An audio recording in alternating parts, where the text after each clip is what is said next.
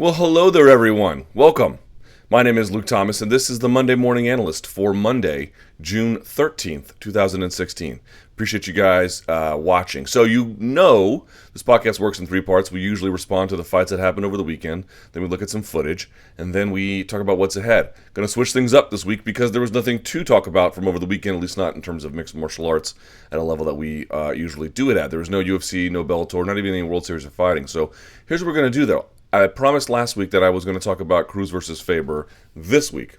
That's what we're going to do. To help me do that, first, Aljamain Sterling is going to be here. He hit me up on Twitter because he had seen a previous edition of this podcast I had done and wanted to clarify some things and talk about what happened in the Caraway fight, both in terms of what went great and maybe what went not so great. And he was really candid. He's really honest. I think you guys are going to enjoy that. And then Patrick Wyman from Bleacher Report and Washington Post is going to help us talk about Cruz versus Faber. Actually, Aljamain Sterling does that too, so both guys kind of weigh in on it. There's a lot to like there. So that's what we're going to do.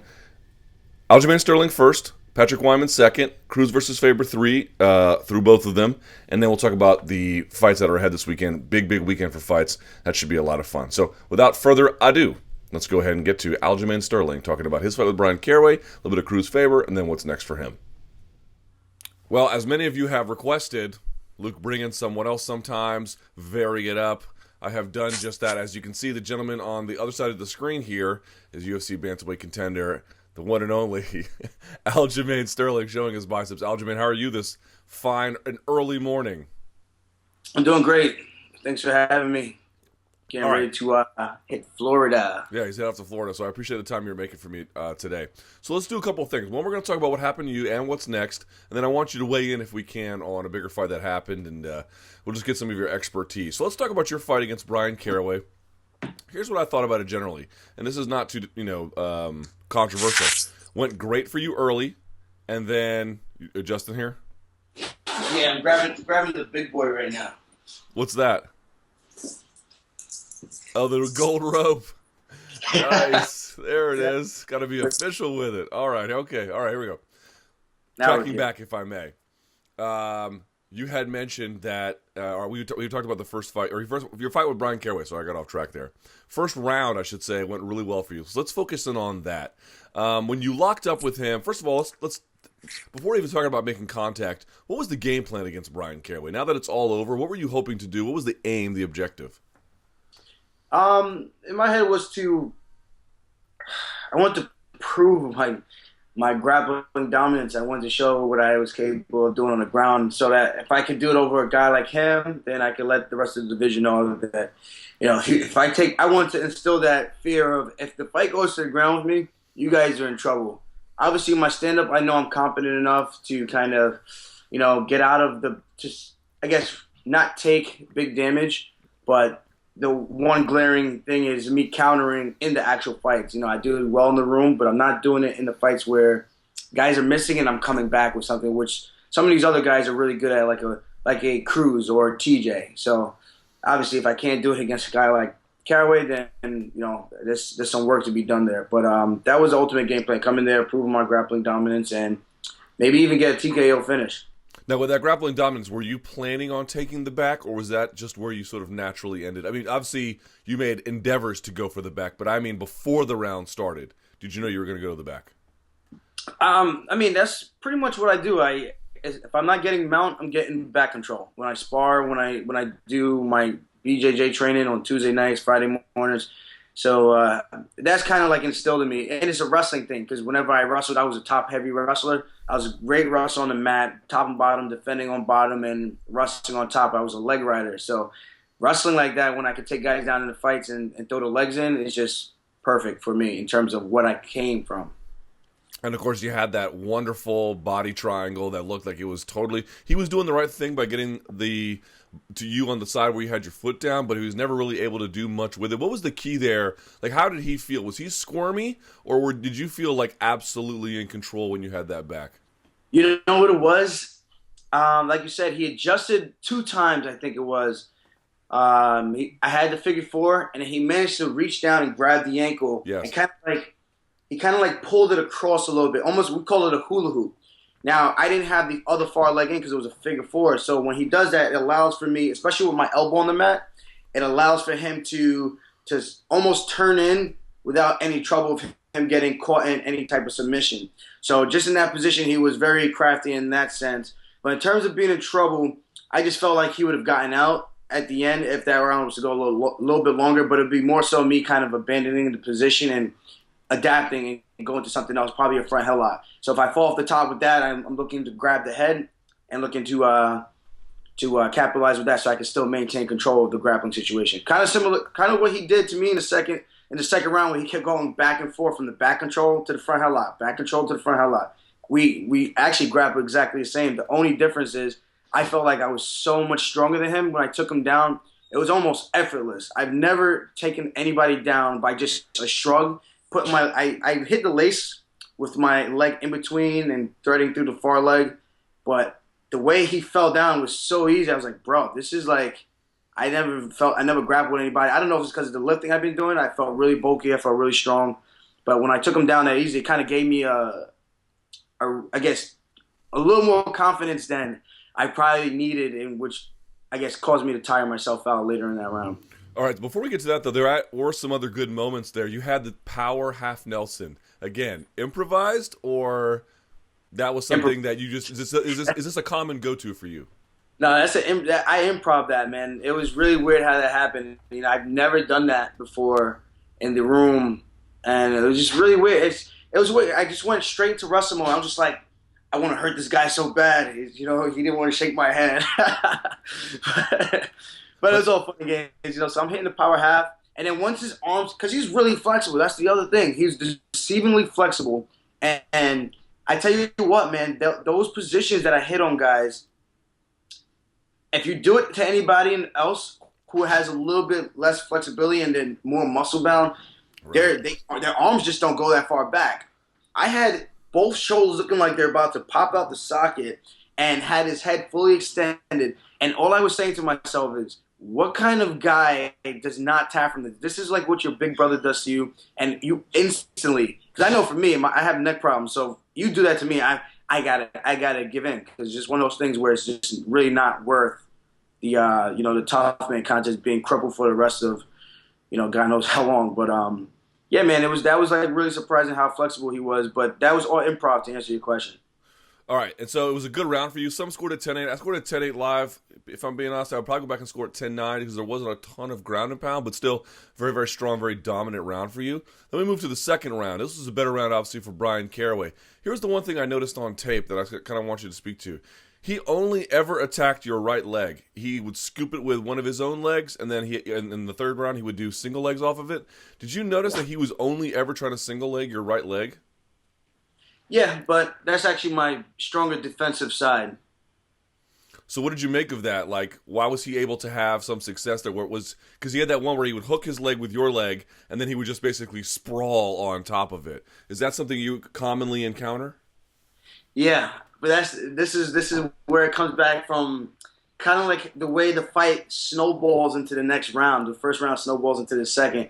So the confidence I had in the first round, being able to take him down so much easier than what I found in guys in training and just in my previous fights. Like, even if you look at him as a guy, I took him down, the guy would get right back out because he's just really strong. So Caraway, great grappler, but not as strong, I want to say. But so yeah, going into that second round, when we got into that position, I kind of had a little bit more of a disregard to how crafty he was in terms of him being able to finish a single leg and keep himself out of dangerous positions. So the key thing with that is I went from a basic whizzer and a wrist, where I defended one of the takedowns earlier, and as soon as I decided to go to a whizzer, abandon the whizzer wrist because I started to, like I said, get too confident with my offensive attack, I tried to hit another shoulder lock.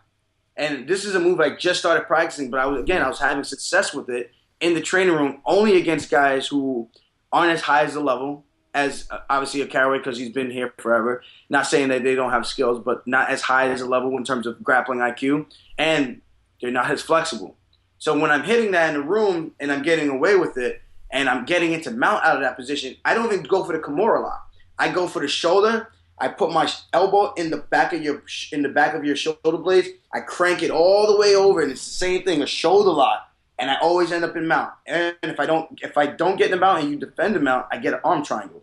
So when I'm going for this, you can see as soon as I reach over, I go from the wizard wrist, I'm fine. As soon as he tries to step over my leg, I go, all right, now I'm going to hit it. Because the leg he steps over, I want him to do that.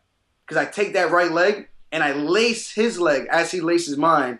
And then I go for the shoulder crank, and then that's how I get up in a dominant position. And as you start to slow it down, you'll see as soon as he does that and I reach over, he managed to take his head and he adjusts right at the last second where he could pop his head out, and then his shoulder blade almost just rotates in a weird Gumby way. I'm just like, what the hell did I just do? And I'm sitting here like I'm not in any trouble. I didn't feel threatened at all because I know what he does.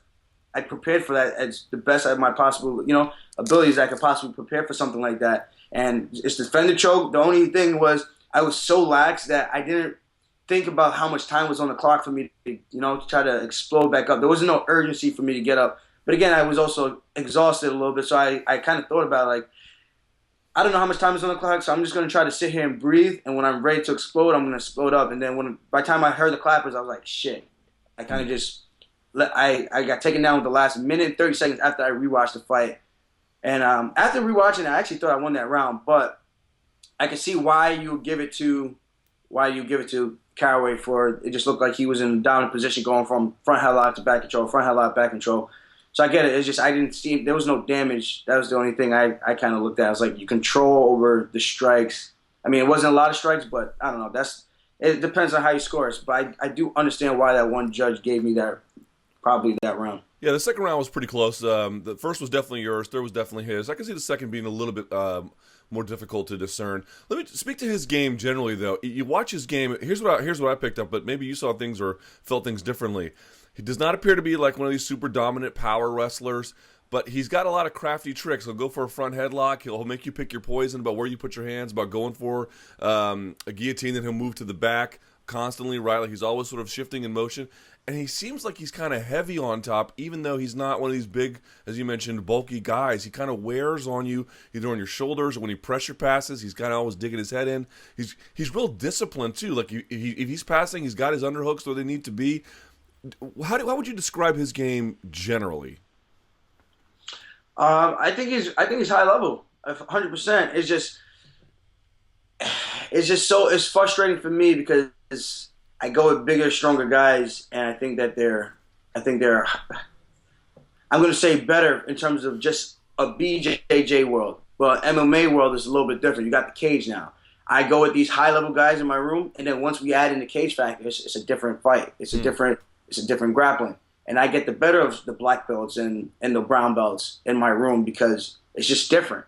While we're preparing for that in the open, they can, like you said, the underhooks, utilize that. Utilize the butterfly control, the butterfly guard, the smash passes on top, the low passes on top, and they do a lot better with that in space. But once we get to the cage, it's a completely different game. That's interesting. And like I said, he has a very smothering game, and he's not very muscle bound. He's not very strong. He's not like a brute. It's just he kind of just lays on you, and that's kind of how I look at the fight. He had my ankles, and he just kind of just lay there. Where I'm just like, you know what? Let me try to catch my breath, and you know what? Rebound for the next round. That's kind of the best way for me to describe that round. It was more so gas tank dump. I underestimated how good he was in that transition of his single leg, and I abandoned my basics. Something I always teach to my wrestlers now. I always taught it in college. I still teach it now, and I preach it. First thing my brother said to me when we went to the back room is, you did something that you always tell me not to do. Don't do the fancy stuff on defense because it doesn't work. And I said, you know what, man? That's why I should have had you in my corner because you would have pointed that out to me. That would have been I honestly feel like that would have been the difference because if I didn't get in the second round, and then I tried it again in the third. But yeah, smothering game on top, not very strong. That's one thing I say he's going to have some problem with because he's probably not going to fight another guy who's going to be more willing to grapple with him such as myself. I was willing to grapple with him. I was okay in that position where these other guys are going to just look to get straight back up.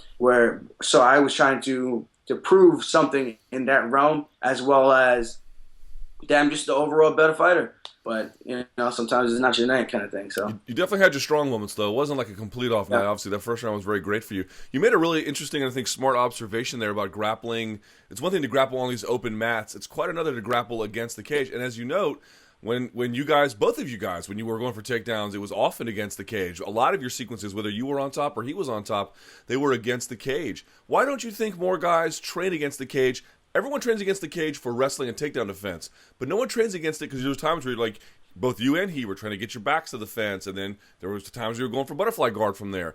Why don't more people train that way, just grappling specific against the cage? I'm really not sure. I mean, for people who don't know, I want them to understand when you grapple on the actual cage in training, it does not feel good. It scratches up your back. I have tons of scars on my back from the cage, so I have to use the wall, which isn't the same as the actual cage because the cage has a little bit of give in the octagon, but not as much as some of the other rooms. Because some rooms, our cages don't go all the way into the ground like the way the octagon is. It's all the way straight into the ground, and there's no like it's hard to really describe. If you've been to any MMA gym, you'll see that the cage always has like some type of give at the bottom. They're pounding on it with the body weight. It doesn't get tight. It doesn't get like a tight stretch where there's no give. So it's a little bit different, So I try to simulate that by using the actual wall. We'll sit down.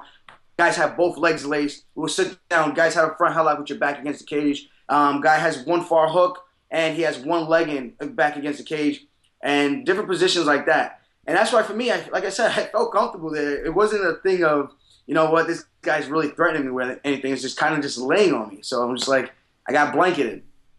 That's an interesting point. Yeah, for folks who don't know, what you're talking about is if you go to like an MMA gym, they can't replace their cages every day. So they have a cage for years. It looks pregnant almost because it's just been bowed in because of overuse. That's what you're talking about, right? Yep, yeah. Exactly. All right, so let's talk about what's next for you, though. Like I mentioned before, look, it didn't go your way necessarily, but there were a lot of bright spots. You didn't get beat up hardly at all. I mean, you have lost a grappling contest in an MMA fight, but you look great right now. You got the gold rope, fresh haircut.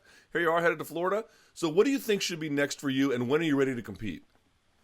I was ready to get back in there right away just to keep the momentum going in terms of the shape I'm in, the amount of gains I made from this training camp. Like I said, I looked at that fight compared to my other ones. I've never felt as massive going into the octagon. Never. I felt really strong. I felt like my delts were on swole. Freaking ridiculous. But, it's just a testament to the amount of training I put in for this fight. I was so serious about this fight, man. This is a fight I took really, really seriously. And I think I showed what I can do. I showed the brilliance in my game. I just showed the lack of some things I clearly need to work on. I don't know what it is. It's something in here that's not clicking. It's frustrating when I'm hearing people say you need to let your hands go. Oh, his striking sucks. I'm like, bro, I can show you videos on my phone, and you'll be like, so why the hell aren't you doing that in your fights? And I don't know why I'm not doing it in my fights. It's really bizarre. It's like once you go from the boxing gloves to the no headgear and it's the little gloves, it's just different, man. I don't know. I've been sparring with the little gloves. And I don't know. It's very, very frustrating. The 7-ounce gloves. I don't know, but we're gonna fix it. I had some setbacks in college in the same way. I made some adjustments in the offseason coming back, and I finally became an All-American after losing to the same guy 5 times in a row before I finally ever beat him once. And the funny thing is, I actually beat him to go for the round for 3rd and 4th my first year becoming an All-American in college. And I think it's just one of these things. I got away with the BS I've been doing for so long. And it's not really BS. It works. It's just I got away with fighting without actually fighting for so long that someone actually, I guess, somewhat exposed it. And I can't even really say expose it because it's not like he didn't hit me. It was just like, no. And he's going to interviews saying like I had to beat him up. I'm just like, bro, our perceptions on beating people up are completely different because that was not a beating whatsoever. You laid on me. But yeah, I don't know. He's going to say what he wants to say because obviously he's got a career he wants to advance. Do you know anyone in mind that you're thinking of, or at least a time frame? Like you want to fight again in 2016? Of course, 100%. Obviously that New York card is coming out November 12th. I don't know if they're going to. I would assume that's probably where they're going to put me. I got a ton of my friends who are already telling me they're 100% coming out. So I think it would make all the sense in the world to throw me on that card. And, man, you give me that much time to put in the work that I need to put in, I guarantee I'm going to come back a different animal. And I said that before going into this fight. And like I said, this was the best training camp I ever had, just barring injuries. But, and again, like I said, I talk about my neck, and I'm not trying to blame the fight on that. But I definitely blame my psyche a little bit on those injuries. I think sometimes you get a little gun shy because of certain things. You know, it's kind of like getting knocked out, and then you kind of don't want to engage as much because now you have that fear and that phobia of getting knocked out. And I think that's evident in a lot of people if you actually follow the sport. So it's just one of those things, man. I just got to figure out what it is to turn that corner. You know, I got great coaches, striking coaches. I look at the landscape of the top 10, the top 15. There's not many options for me right now. Most of those guys are coming off wins in the top 10. The only person you have right now is Faber, Almeida, who are coming off losses, and then the loser of TJ and Sunsao. So it kind of really depends on what the matchmakers want to do with me. I know I can compete with these guys. I'm going to assume TJ wins the rematch against Sunsao, and then it's between me, Faber, and Sunsao, and Almeida. And I would assume they'll probably match up Faber and Sunsao again, make that rematch, and they'll probably have me and Almeida fight, I would think. But, you know, he's coming off a pretty bad knockout. And, you know what I'm saying? So, for me, I feel like it's a blessing in disguise. Like, a loss like that is going to make me better, where a win like that for Caraway, he's just going to stay the same. And he's in for a rude awakening if you think that performance really warrants a title shot. And I said it before in interviews, if I don't have a good performance, I don't want a title shot because it just doesn't make any sense. And I had a hell of a first round, and then I kind of shit the bed in the second and third. So, man, little adjustments, and at this point, I'm excited for the future. I'm a very positive person, and I take it for what it is. You can sit there and be salty about it, or you can sit there, lay it out, and see what it is, and make the adjustments. You said it better than anyone else. Let's quickly transition if we can, because I know you're a busy guy. Dominick Cruz, the king of your division, at least right now, defended his title against Urijah Faber. Third time they fought, second time they fought for a title, as a matter of fact. I guess overall, when you looked at this fight, what were your impressions of Dominick Cruz? What do you make of his movement? When you watch it, do you have trouble telling what's going on? I have to go and watch his fights 3-4 times before I can really pick up exactly what he's doing. Yeah, and there is no real picking up because there's no. It's a rhythm, but it's a broken rhythm. It's a very there's no real way to kind of dial in a fight style like that. It's just very unpredictable, and it's kind of just playing off of what the guy gives you. And that's why I say, like, when I watch that fight, for me, it's the common sense of stop swinging for the small target and hit what you can actually hit. Hit the inside leg kicks and cause him to fall forward or kick a leg out so he has to spin out a little bit from his stance. But when you sit there and just watch him go side to side and you don't make him pay for anything, you kind of just freeze up or you bite on all his feints, it gives him more opportunities. Because now when he hits those feints, he's looking for you to react. And once he gets the reaction he wants, he's coming back with the left hook, which is not real left hook. It's just kind of like I guess it's like a hook, but the way it's coming in at that different angle kind of changes the trajectory of the punch. And the way he's coming up with that right uppercut, or the same thing, vice versa, to the other side, the uppercut where he's going, ha, ha, ha, ha. I love watching it because it's so confusing for all these guys. But like I said, you got to chip away at what you can chip away at. If you're gonna keep striking out all day, it's like, I don't know. It's really bizarre. It's like playing baseball with a guy throwing pitches behind your back and expecting you to hit it when you're facing this way. And now he's throwing the ball this way. You're expecting to turn around and try to hit the ball real quick. So that's the way I kind of compare it. Is just take what you can hit. Those pitches are coming out of the way, so why would you reach for that pitch, right? You hit the pitches that are coming this way, and this is where he's confusing guys. It's just you got to take what you can hit. Faber did a good job in the first round. It was close.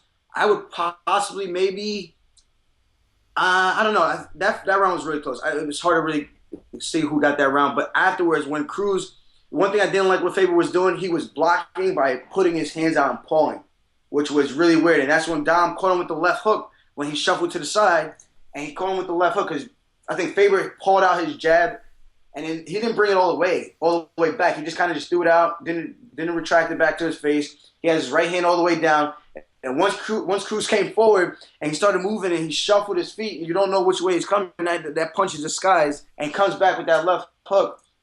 And Faber does this, and it comes right around your hand and just drops you. So it's just kind of one of those things where you gotta hit the target you can hit. It's kind of like what Ray Longo says: punch a hole in his effing chest. You punch him in the chest, dude. You punch him in the body, places that you can actually hit, where it's gonna start to accumulate damage. Yeah, it's going to be frustrating, yeah, but you got to stay disciplined to fight a guy like that the same way he stays disciplined to fight everybody.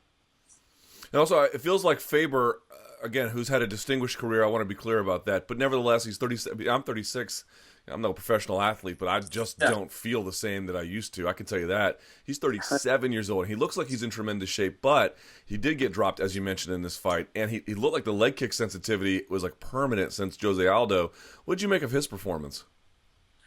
I think, like I said, I think he had a great first round, and after that, I think he kind of went into a stationary target. And especially after that second round, after he got dropped, and then he got clipped with another good left hook towards the end of that round, he did land a nice up kick, but he kind of just went flat after that. I think once you get hit with a hard punch, it kind of just takes you out of your element because you kind of just.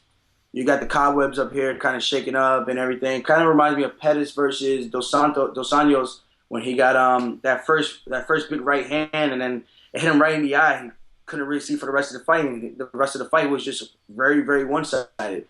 So I kind of look at it like that. I take it for what it is. It's a fight. And whoever lands that first hard punch, whoever lands that first fight-changing punch, I guess, it kind of dictates the pace of the rest of the fight. And that's what happened. I think he still fought. He fought all the way through. He shows he's not going to give up. He's going to still try to find a way. But some things glaring to me were, like I said, the defense of his hands instead of shell blocking or trying to that's what we call it shell blocking or trying to just hit a little windshield wiper so that he could catch those punches the right way or parrying. This is not defense. And another guy who does that is Cormier, which is, I don't know, that's another story. But, yeah. I know. I see what you mean. One quick point I want to bring up with you, since you're a wrestler, and this is something I've noticed. I mentioned on Twitter that I thought Dominick Cruz had the best knee tap takedown in maybe in MMA. Someone else said maybe Frankie Edgar. It's 1A and 1B with those two. The timing on that thing between the strikes and the takedowns, it's just phenomenal, is it not? 100%. And that's another thing. It's that move is good, but at the same time, you're hitting a knee tap, especially the way Cruz does it. He leaves his head out there exposed, but he does a good job of circling out of the way and then circling his head up. So that's why he got caught in the first fight, because he was winning that fight, in my opinion, against Faber the first time they fought. With the striking combination, the weird movement on the feet, and then Faber managed to get a hold of his neck. Same thing Faber tried to do, I think, in the second fight and the third fight, because sometimes, like I said, Cruz leaves his head down, but I think after that first fight, he managed to start realizing as soon as he hits it, he needs to circle his head up, or he needs to get to a position where he's propped up and you lose all leverage from holding onto the head. All right, before we go, this has been tremendous insight and tremendous candor from you, Aljamain Sterling. We really appreciate that. How can folks get in touch with you? What's the best way for the fans out there watching this to say how much that they appreciate this and how much they want to talk to you? Is it Twitter? Are you more of an Instagram guy? Which one are you? I'm 100% more of a Twitter guy, but you guys can follow me on Twitter or Instagram, either one. I respond to the fans a lot more than probably I should in terms of like the sometimes, you get the trolls, but I got thick skin, man. I can take it. I can dish it and I can take it. So I think that's what makes me more of a likable person. I'm a real person. I'm not going to sit there and just get all salty about everything. I like to have fun with the fans as well. So you can follow me, Funkmaster_UFC, or you can Snapchat me. Hit me up on all that good stuff. And I'll put that graphic on the screen for everyone to make sure so they can get it right. Aljamain Sterling, tremendous stuff. We really appreciate your insight and your time. I know you got a flight to catch, so go catch your flight, and thank you so much. We can't wait to see you in the octagon again. Thank you. Thanks for having me. All right, so I told you I was going to get some help. I was going to recruit people to give me a hand with Cruz versus Faber 3 because it was just kind of very difficult for me to get. Joining me now, as you can see, the gentleman I believe on the right of the screen, but I can't be sure how this software recording works. But generally speaking, you know who this is. This is Patrick Wyman. He is the senior MMA analyst for Bleacher Report and a contributor to the Washington Post. Now a doctor Patrick Wyman. Doctor, how are you today? I'm doing fantastic. I worked long and hard for that doctorate. What it does for me from here on out, aside from two cool letters, I don't think there's much to it. How many years total in academia from undergrad all the way on up? So 4 years of undergrad, 2 years of my master's, and 7 years of the PhD. Far too many. Jesus. Never Wow. again. Never again, man. That's amazing. But you know what? You are a doctor. That's great. All right, doctor. I wish you were the kind of doctor that could give me TRT. I'll ask you the doctor who can tell me about the history of the Roman Empire. I mean, I think I have more qualifications than a lot of doctors who are handing out TRT prescriptions. So I'm just saying. I'm just throwing that out there. All right. So let's talk about Cruz versus Faber 3, UFC 199. I had promised the viewers from last week I would get to this. Here's the truth about Dominick Cruz, and this is why I like talking to him. It's why I like talking to other people about him. He's probably the only fighter who does this to me. I can really go back and I can watch any fighter, and for the most part, especially if I can watch it in slow motion, there's very little I can't get. I mean, I'm sure there's some things I miss, of course, but generally speaking, I have an idea about what they're doing. It is routine that when I watch Dominick Cruz, I'm very confused. I legitimately have sorrow for his opponents because they have to deal with this in real time. I'm just watching after the fact. Now, I picked up on a few things, but let's sort of start with an overview. We're going to go round by round, not too much, but sort of the big takeaways, the big things. But from an overview, Patrick, Cruz versus Faber 3, very simple question. Why did Cruz win? Why did Faber lose?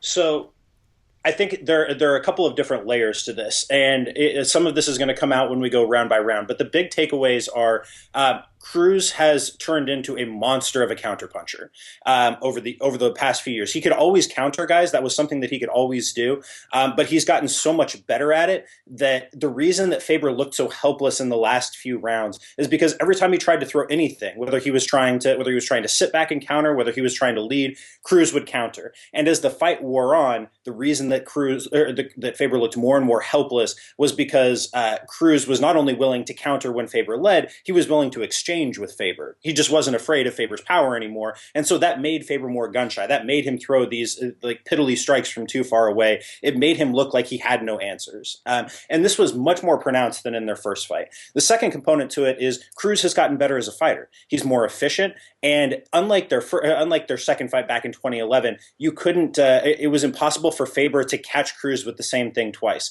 So every time Faber landed a good punch over the course of this fight, Cruz noted what it was that got himself in trouble, and then he just didn't do that again. So he made it impossible for Faber to think, okay, I'm having success doing this thing, I'm just going to keep doing that. Made it completely impossible for Faber to get into any sort of rhythm, find any sort of consistent success using one thing. He constantly forced Faber to readjust over the course of the fight. And if you're adjusting with Dominick Cruz, you're losing.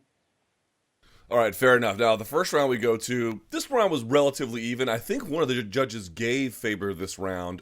Not that I would have, but if you had to pick a round to give him one, this seems like it would be it. A lot of wrestling. Cruz's famous patented knee tap was part of this. I would still give it to Cruz. I thought he did the better job of the wrestling. But I will say, one, this was a reasonably competitive round, right? I mean, the rest of them were not, but this one was reasonably competitive.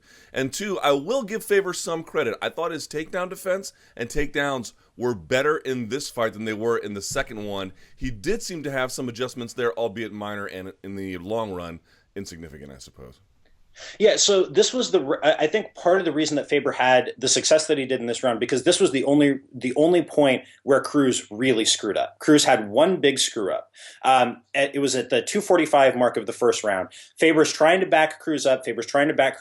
He hits him with a good overhand, walks through the kind of stepping knee that Cruz tries to use to back Faber off, gets in on a double, hits a big lift, slams him, but couldn't maintain position. When they scrambled, Faber grabbed a leg, and then he had just a big left hand. I think probably his best punch of the whole fight. Big left hand against Cruz when Cruz had one leg off the ground.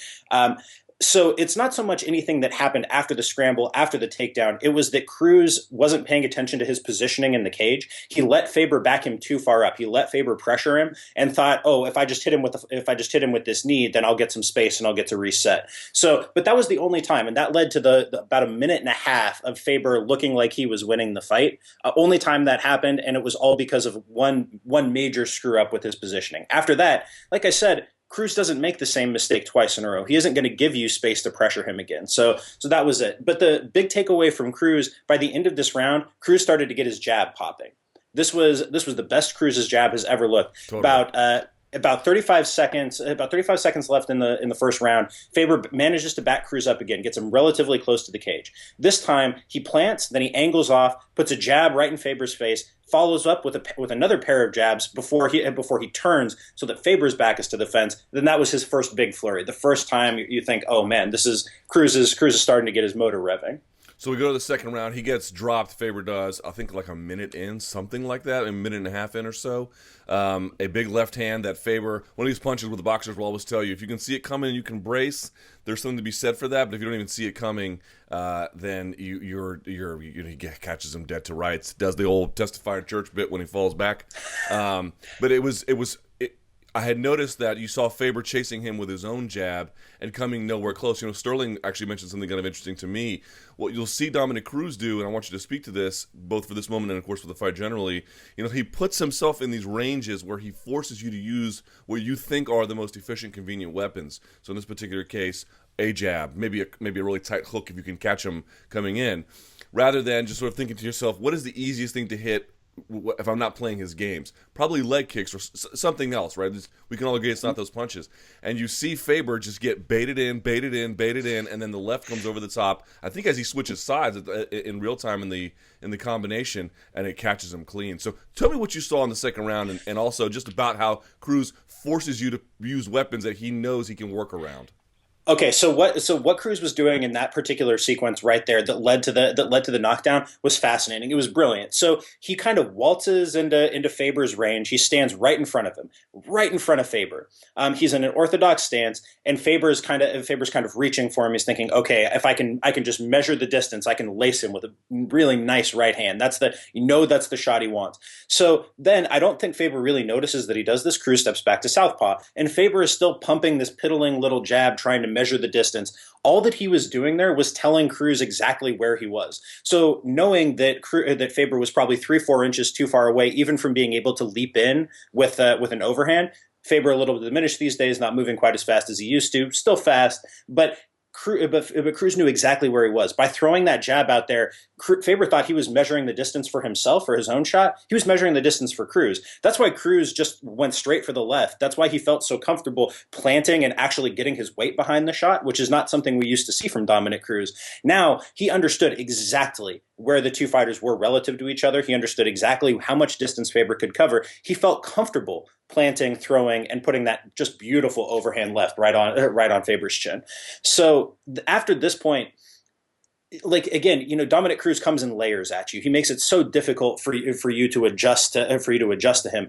Like for most of this fight, he's been letting Faber chase, right? After the knockdown, he gets aggressive. He turns into the pressure fighter. He starts backing Faber up to the fence. He lands another hard straight about 35 seconds after that. It's amazing how confused Faber gets at this point, because he's gone from thinking that he's the aggressor to him being the one who's being chased throughout the cage. Faber went 3 minutes without landing a strike. Between the knockdown and the 120 mark of the second round, Faber doesn't land a single strike. So what we see here in the broad context of the fight is Cruz getting a sense for when and where it's safe to plant, when and where it's safe to stand directly in front of Faber. He's letting Faber measure strikes for him. Whenever Cruz starts to feel unsure of what the distance is, he starts to throw the jab out there. He starts to gain a better sense of the range. It's just ridiculous. You see how diverse Cruz's footwork is. Not only can he use it to stick and move, not only can he use it to play counterpunching games, he can pressure with it too. And he leaves you with with so many things, different things to prepare for. You have no way of doing it.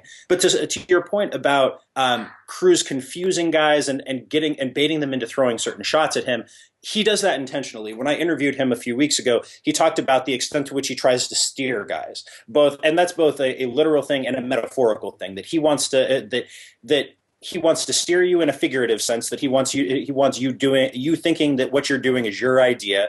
Yeah. And then in a literal sense, he wants you moving where he wants you in the cage. He wants you moving into the shots that he wants. So you see that with his leg kick. You saw this a lot with his leg kicks in this fight. He got Faber to step to a certain place, plant, and then Cruz laced them with the leg kick. But we saw this against TJ Dillashaw, to your point about him baiting you into throwing these strikes. Like, if Dillashaw had thrown half of the high kicks that he threw as body kicks or leg kicks, it would have been a much different fight. But because he seems like he's there, because he seems like it's going to be so easy to hit him, because he seems like he's in range, you don't notice that he's the one who set the distance. And this is just much more pronounced now that he's better with the jab.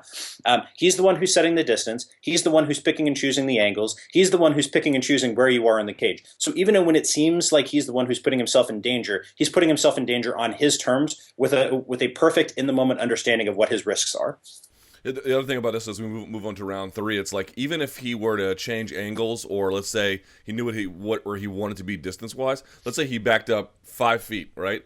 He could come right back into that space very quickly and just sort of realize exactly where he needs to be. I think he's got a really good spatial awareness too. I mean, I think you have to have that kind of movement style. Let's move on if we can. Round 3 again.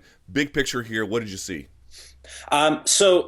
What we see in this round more than anything else is him taking away Faber's options one by one. So in the first round, he took away Faber's pressure with the counter punching and the reactive takedowns. Even if they weren't working, he was still trying for them.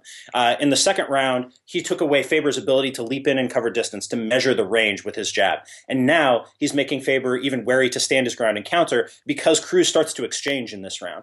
So he baits a counter. So he rushes in with something. He baits a counter shot from Faber, and then instead of backing off the way he would have 5 years ago, he sticks in the pocket, uses his small movement. The footwork is just as good for these purposes as it is for everything else, and then he starts to exchange. He starts to exchange in layers. So his game is layering from round to round. His exchanges are starting to layer. It's impossible for Faber to find an easy one-off solution to all this. He's forcing Faber to take it sequence by sequence, and if you're going sequence by sequence with Dominick Cruz, he's already won the fight. You might as well quit.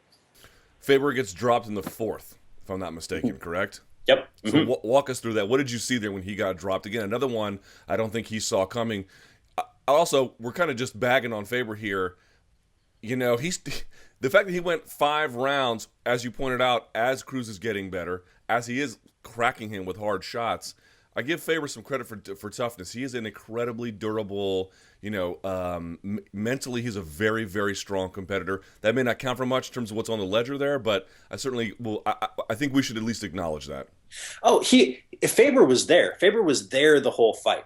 And that's a lot more than you can say for a lot of guys who have fought Dominick Cruz over the years. Like he stuck with it. He kept trying, even if I think his plan going in was probably not awesome.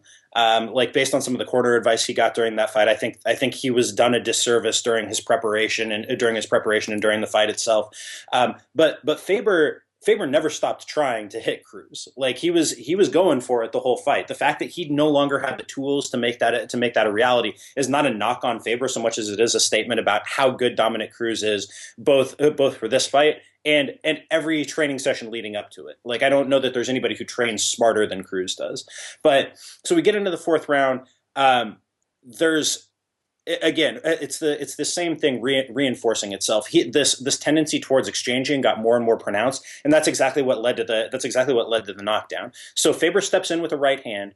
Cruz hits him with a backstepping right hand and gets off to an angle. But instead of getting out of range, instead of pulling all the way back, he stayed on him. He lands a left hook, 2 right hooks, and then it's finally a straight left that puts him on the mat. But so the other piece to what we saw in this round, in addition to the exchanges, is how good Cruz is from the top right. Like, I don't know that there are very few fighters in MMA, and Cruz doesn't get a ton of credit for this in the grand context of his game. But if you scramble with Cruz and you let him into the top ride, he just lands brutal shots, absolutely vicious shots. He manages to torque his body into these shots, sneak them around and around under your arm, uppercuts under your armpit. That's how he finished Mitsugaki, and Faber got a little taste of that in this round when he had him hurt. But so kind of as a general point, we hear a lot about how Cruz just isn't there to be hit, and in this fight, he spent an increasing amount of time as the fight wore on there to be hit, but Faber still couldn't hit him. So not only in the overall context of Cruz's career, we're seeing a guy who's way, way more comfortable being in those spaces instead of constantly resetting. It's that he doesn't give you any options, any spaces where you're actively winning the fight. It's really, really hard to find spots where you can hit him cleanly without him making you think, putting you in trouble.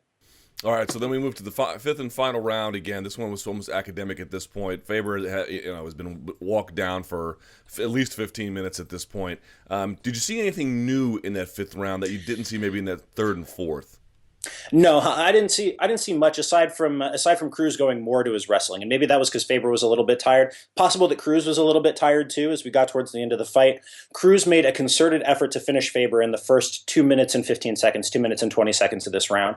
But after a certain point, when it became clear that Faber was going to stick around, that Cruz probably wasn't going to hit a one hitter quitter, Cruz seemed content to just work takedowns and stick his jab in Faber's face. Between rounds, Eric Del Fierro told Cruz, stay fast on the jab, no pawing. And that's exactly what Cruz did. He came out and stuck 5, 6, 7 hard jabs right in Faber's face from the beginning of the round.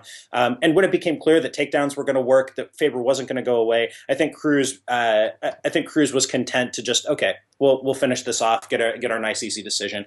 Cruz hit a really cool hip bump kind of throw in the clinch. I couldn't exactly figure out what the proper terminology for it was, but it was slick.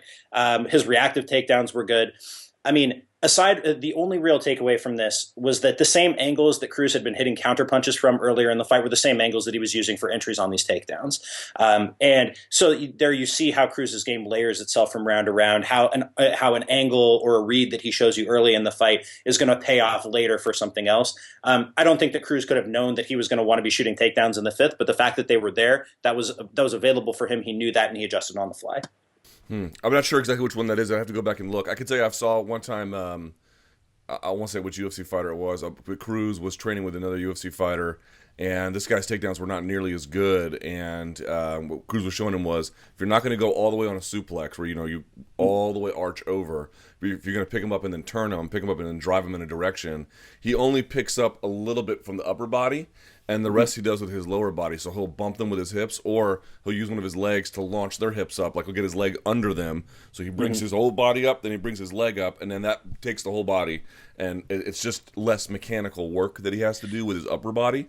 Could be something like that, because I remember when he showed his other UFC fighter, you could see his eyes go like that, because then the takedowns came a lot easier in practice, because the other one was just trying to He-Man it, and he was very, very strong, and he was getting them. But Cruz saw it, and stopped it immediately. He's like, no, you can't do it this way. Real quickly, while we still have you, the way this podcast works is it's after an event, we have an overview, we look at some footage, and then we talk about what's next.